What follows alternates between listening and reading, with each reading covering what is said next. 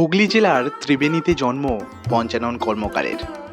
লৌহজীবী পরিবারের পঞ্চানন বাবুর চরিত্রে শিল্পী বৃত্তির গুণপনার প্রকাশ ঘটে।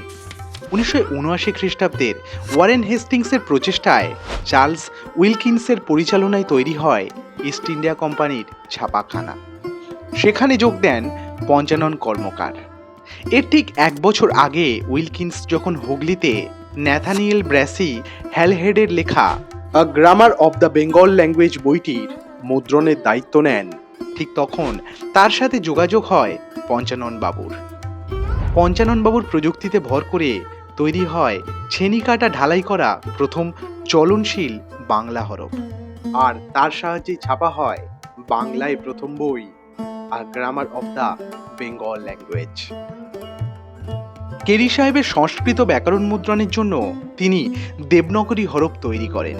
পরবর্তীকালে আরও ছোট ও স্পষ্ট অক্ষর তৈরি করেছিলেন। তার এই অক্ষর বহুদিন ধরে বাংলার ছাপার কাজে ব্যবহৃত হয়েছিল।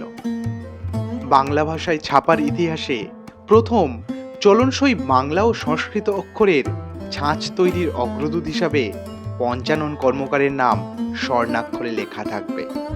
পঞ্চানন বাবু তার জ্ঞান ও কৌশল শিখিয়ে গিয়েছিলেন তার জামাই মনোহর কর্মকারকে। তিনি তার পরিশ্রম, মেধা আর সাধনায় পরবর্তীতে আরবি, ফার্সি, মারাঠি, তেলেগু, বর্মী, চীন প্রভৃতির 14টি ভাষার হরফ তৈরি করেন। ছাপা ক্ষেত্রে বাংলা হরফের জনক পঞ্চানন কর্মকার 1804 খ্রিস্টাব্দে শেষ নিঃশ্বাস ত্যাগ করেন।